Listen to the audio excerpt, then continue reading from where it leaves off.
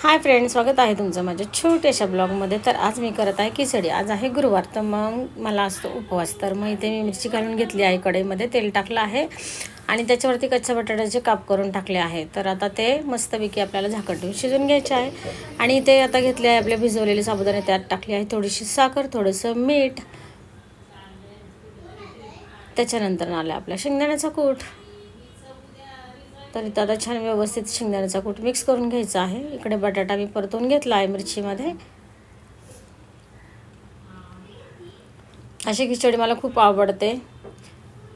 तर आता झाकण ठेवून मी बटाटा शिजवून घेते। बटाटा आपला इथं शिजलेला आहे, पाहू शकता तुम्ही।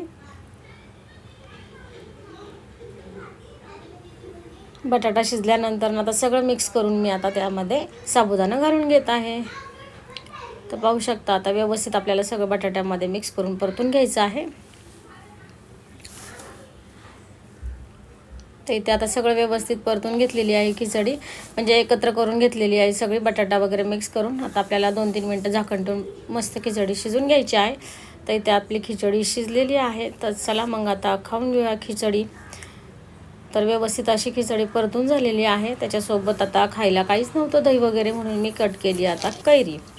तर पाहू शकता कैरीवर टाकलं आहे मीठ आणि मिरचीची पावडर। मला अशी कैरी खूप आवडते। खिचडीसोबत कोण कोण कैरी खाता नक्कीच मला कमेंटमध्ये सांगा। तर चला आता मी घेतलं आहे वाढून, खिचडी घेतली आहे आणि आपली कापलेली कैरी। चला तर या सगळ्यांनी मग फराळ करायला। पाहू शकता आता मी खिचडी खाऊन घेते, कैरी आणि खिचडी। तर चला बाय, भेटूया पुढच्या व्हिडिओमध्ये। तोपर्यंत सगळ्यांना बाय। व्हिडिओ आवडल्यास व्हिडिओला लाईक, शेअर, सबस्क्राईब करायला विसरू नका। बाय।